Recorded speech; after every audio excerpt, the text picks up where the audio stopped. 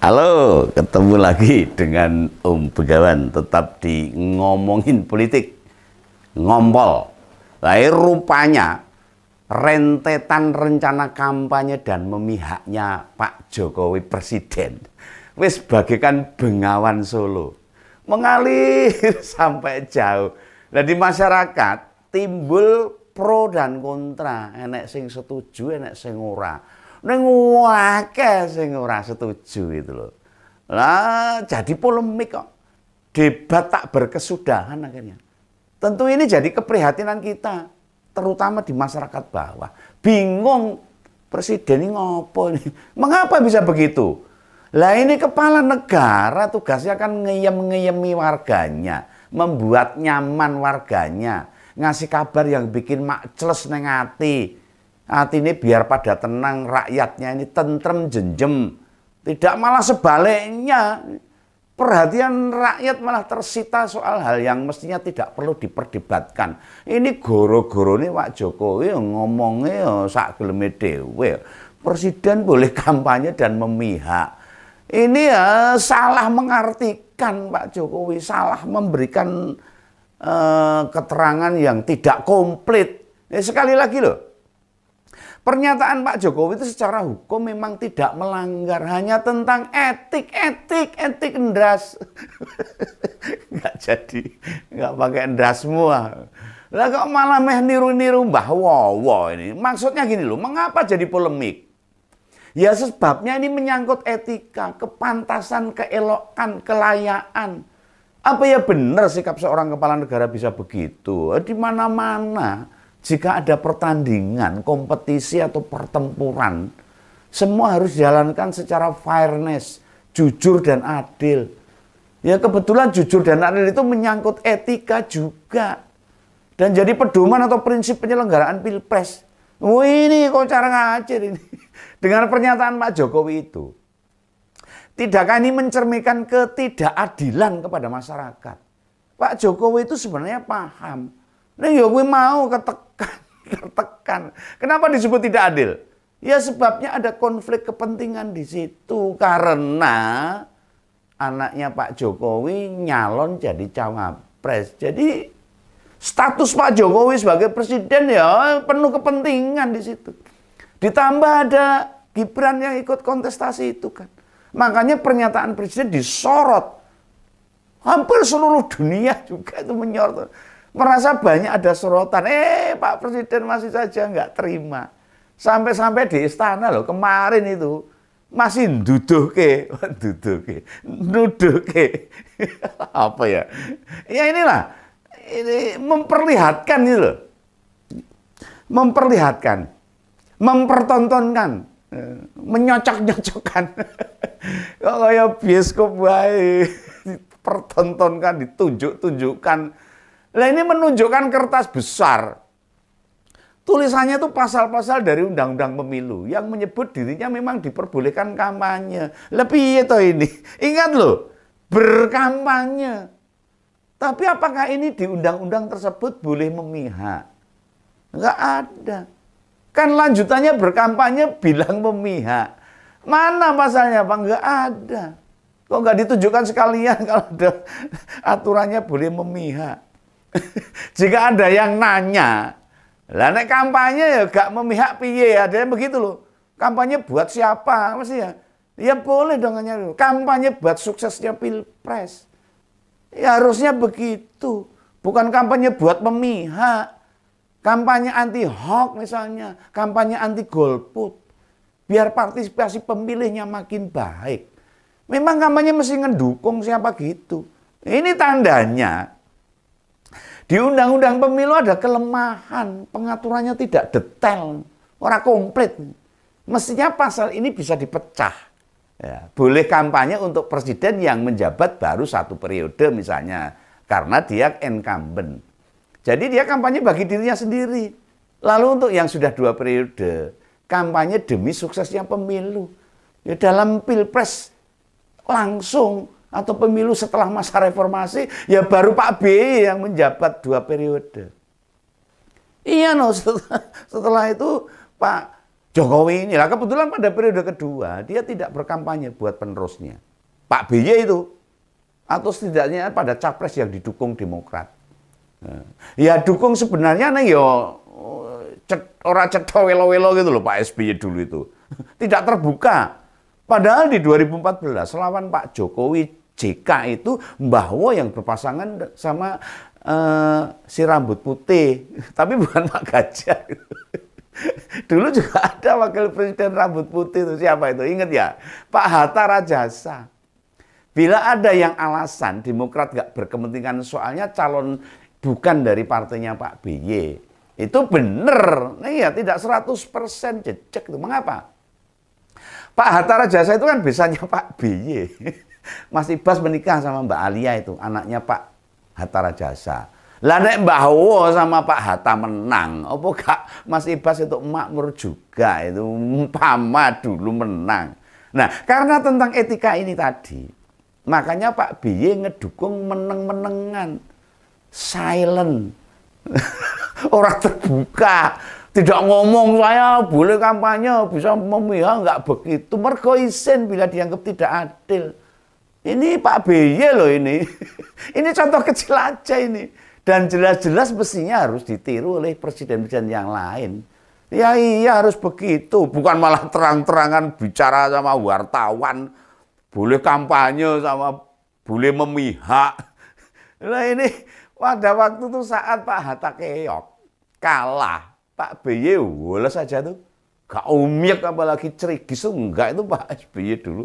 Malah membuka komunikasi sama presiden terpilih. Mengucapkan selamat dan memerintahkan sekretaris negara berkomunikasi sama tim suksesnya Pak Jokowi. Waktu itu 2014. Untuk mempersiapkan transisi pemerintahan. Lah kok orang elegan gimana coba. Padahal partainya lagi remuk-remuk bunyi loh waktu itu Demokrat itu. Soalnya kadernya dihajar. Berbagai kasus korupsi dari ketua umumnya sampai kader-kadernya, bendahara dan sebagainya. Sementara yang terjadi sekarang ini, saiki saat ini, kandidat yang jelas-jelas bakal didukung Pak Jokowi. Yang katanya survei elektabilitasnya ora umum, sundul langit, untung orang sampluk pesawat. Masih ada kekhawatiran kalah juga nih. Orang pede. Iya itu. Apa nggak pede betul Pak? Kasihan nih sama anak kelihatannya. Apa nggak mau lengser? Ya toh. Pengen 3 periode. Ini menurut pemikiran bagaimana ini? Bukankah yang menang siapapun Pak Jokowi tetap angkat kaki dari Istana Negara. Sudah 2 kali periode tuh. Apa njuk nek Pak Prabowo Gibran menang Pak Jokowi masih tetap pengen di Istana Bogor? Kan ya enggak. Katanya mau pulang ke Solo. Jadi tukang kayu lagi itu ngomongnya Pak Jokowi ya. Yang bener yang mana ini Sakjan ini? Ini saiki kok omongannya Pak Jokowi ini ora iso digugu gitu. Saya jadi malu ini. Sulit dipegang ini. Omongannya tambah licin, merucut. Dan sepertinya sudah nggak amanah sekarang. Ini menurut Begawan ini. Padahal dulu Pak Jokowi itu tak dukung. Dari wali kota, gubernur, presiden 2 kali. Anaknya juga saya dukung itu, Gibran itu. Om Begawan itu memerintahkan 513 relawan untuk memenangkan Gibran. Tapi sekarang apa? Tanpa menunjukkan kertas dengan tulisan pasal waktu itu, diperbolehkannya presiden kampanye. Kami ini juga bukan rakyat bodoh, Pak. Kami sih bisa googling, nyari info di internet, Pak. Nggak usah ditunjukin kertas gede itu. Nggak segitunya juga kami mesti ditunjukin kayak gitu tuh. Kayak wong bodoh-bodoh Pak Presiden sampai nunjukin aturan KPU, aturan undang-undang pemilu gedene ra umum. Lah jadi perkaranya bukan kami tidak percaya aturan itu, Pak. Melainkan tentang fatsun politiknya kayak apa. Kami tahu. Pengennya rakyat kecil itu lebih percaya jenengan toh. Iya toh. Ben tetap percaya Pak Jokowi toh. Lah bila bener-bener aturannya enak itu loh. Jadi omongan Pak Jokowi nggak salah. Ya enggak, Pak. Jenengan tidak mendetailkan keterangannya, mendetailkan. Tidak memberikan keterangan yang jelas. Kampanye itu untuk siapa, memihak itu untuk siapa itu. Ini kepala negara loh ini. Nah jadi sudahlah, sadari semua ini bakal berakhir. Bukankah dulu Bapak yang ngajarin kami merevolusi mental, melawan tirani, melawan dominasi kekuasaan, melawan politik kesewenang-wenangan. Nah ajaran-ajaran itu sekarang kami pakai Pak, buat melawan. Iya, buat melawan yang akan melakukan tirani-tirani ini, yang akan melanggengkan kekuasaan ini kami lawan, karena kami diajari sama Pak Jokowi waktu itu. Nah jika Pak Jokowi gak nginjek-injek demokrasi, kami jamin tidak akan kami lawan. Tetap teman. Nah, sikap kepala negara yang false pada komitmen, dampaknya kan nular ke institusi lain loh. Dan itu mengganggu tumbuh suburnya demokrasi di Indonesia yang sudah baik. Demokrasi Indonesia malah kayak hama saja merusak arah demokrasi yang benar ini. Iya, ini Pak Jokowi ini akhirnya mau membuat hama ini. Hama tanaman demokrasi ini. Ini seruntuh, serusak. Hama itu nular loh Pak. Menjangkiti institusi-institusi lain. Nah simak aja tuh apa pendapat Ketua KPU. Katanya presiden boleh kampanye. Nanti mekanismenya Pak Jokowi mengajukan izin kampanye pada Presiden Jokowi. Ini anak saya yang SD aja. Oh anak saya. Tetangga saya yang SD tuh guyu Pak, ketawa kepingkel-pingkel. Nah nanti setelah ada izin dari Presiden, itu Pak Jokowi boleh melakukan kampanye tanpa fasilitas negara, disertai cuti yang izinkan Pak Presiden itu. Dan hanya dapat fasilitas pengamanan tok katanya. Lah yang ngrungokke Begawan nak bingung. Lah Ngompolres itu juga bingung. Yang dijelaskan tadi oleh Ketua KPU. Ini KPU ini juga, Ketua KPU ini juga ketularan. Ketularan hama rusaknya demokrasi ini. Tak baleni ya. Tak baleni supaya Ngompolres itu jelas. Pak Jokowi mengajukan izin kampanye pada Presiden Jokowi. Setelah ada izin dari Presiden Jokowi, Pak Jokowi boleh melakukan kampanye tanpa fasilitas negara. Nek isih bingung, ya tamponan wae, saenek. Wong memang gitu mekanismenya. Nah ini izin kok pada dirinya sendiri, pitik dongguyu kabeh. Nah lalu ini bukan hanya KPU aja nih, Bawaslu ya ikut-ikutan konslet, ikut-ikutan kena hama. Waktu ditanya wartawan soal jari begini yang muncul dari mobil kepresidenan itu RI 1, kata Bawaslu itu Bu Wirana itu kan bukan pejabat publik, jadi ya tidak salah kalau melakukan gitu. Oh, ya sudah, nah itu maunya Bawaslu ya sudah, ya pinjamkan saja mobil itu pada Kaisang, pada Didit Prabowo, pada Budiman Sujatmiko, atau pada Maurara Sirait biar dipakai kampanye itu. Mobil Indonesia 1 itu dipakai kampanye aja Pak, nggak apa-apa ini Pak Bawaslu. Ini KPU sama Bawaslu harus sami mawon ini.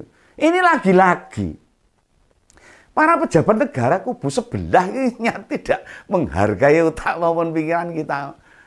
Ya kita ini yang kita tanyakan itu 2 jari itu muncul dari mobil kepresidenan Indonesia 1 plat merah. Artinya itu menggunakan fasilitas negara. Lah piye nek Bawaslu ngene iki carane? Ora kojur iki. Mbok wis rasah pilpres wae. Rasah pilpres wae, ngabisin duit kok ngabisin anggaran.